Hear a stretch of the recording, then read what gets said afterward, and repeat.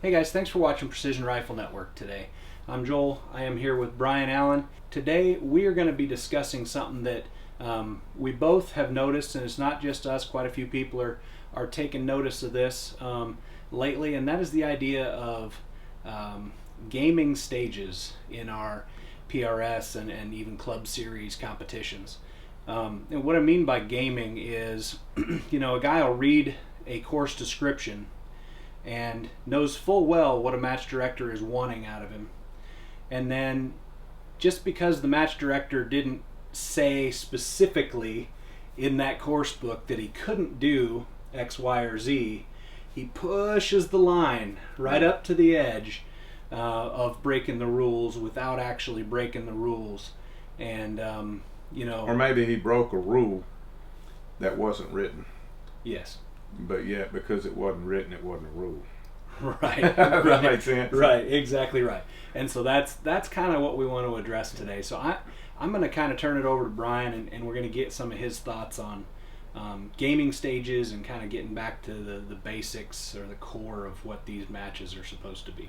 Well, you mentioned let's talk about this, and we really hadn't discussed it at all. So I haven't had time to really think about what I'm going to say, but that might be better because you're asking me straight up. But I do know that people are all the time saying, what's the difference in gaming and cheating?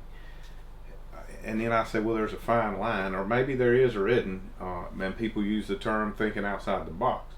Well, I understand all parties of that, because I know a lot of the shooters that think outside the box, which we all do to some extent.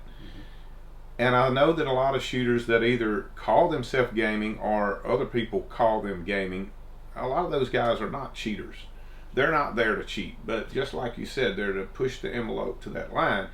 So as a respectful shooter, especially shooting for people we represent and teams, including ourselves, of course, but if you're representing someone else, how do you feel those sponsors and people would want you to push that line? How close to that line do you want to have a reputation of doing that? Mm-hmm. So my best definition is simply, when I read a stage description, what is the match director's intent of that stage? He just gave us a stage where we can lay prone. He just gave us one where we can use anything we want and do anything we want.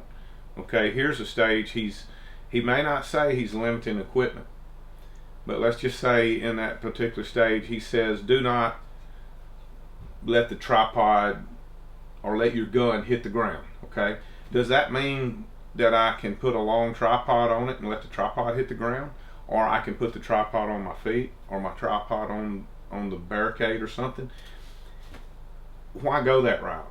If he put that one stage in there and says this point, don't let the gun or equipment hit the ground, then chances are his intent is to try to make us shoot this stage off of a pipe or a rope or whatever without something hitting the ground. Right. So don't really push that. If you'll practice, you can't go out and practice every scenario because we don't know what that's the beauty of this sport. But what we can do is practice a format that will allow us to be more in general with the way we shoot, mm-hmm. and not have to be dependent on every single anchor point on that. Yeah. And stop playing the what if game. This is what it is with gaming to me, is we stand behind the other shooters and watch what they do, and we go, well, yeah, I read the course description. I saw what everybody else did, which is what the match director assumed most people would do, the intent of it. And I stand back here and I go, well, what if this and this and this, and I start what ifing it. Well, you can do that 1,000 different ways. You can start playing the what if game, trying to figure out a way to work the system in your favor. And on one hand, a guy might say, well, that's just being smart. It's being ingenious. I'm trying to come up with a way to complete this. On the other hand, me personally, and I don't know if you're there or not, like you said, we hadn't really talked about it, but for me personally, that doesn't seem honest to me. Almost, it's almost like you're trying to deceive your way into something. Yeah, and I think I'm with you on that. I know that a lot of people that's watching this will probably disagree because it's their right to think, no, I want to think outside the box. I was smarter than you. I was not a better shooter than you. I was smarter than you. But I'll be honest, win or lose, I want to place where I'm placed by shooting the stage to the intent of that match director's intent, as well as what the majority of the other shooters did. I don't want to come in behind. Let's just say you come up with that in the middle of the day and you do something. You don't ask the RO, because they don't ask the RO. If you ask them, they're going to say no. So just do it. They go up and you come up with an idea that nobody else has done, but it is pushing that envelope, and now the guy behind you is going to do what?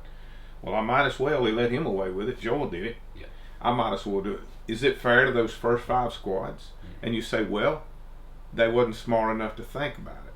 Well, neither was everybody behind the guy that thought about it. They just got lucky and shot it after him. So to me, I'm with you. Unless it's something very simple. Now that's a different story. You know, I know you're talking about that part that's right up next to that gaming line and across it. Yes, sir. We're not talking about just getting a little smarter on how to build a position. Now that's a different story. Right. You know? Absolutely.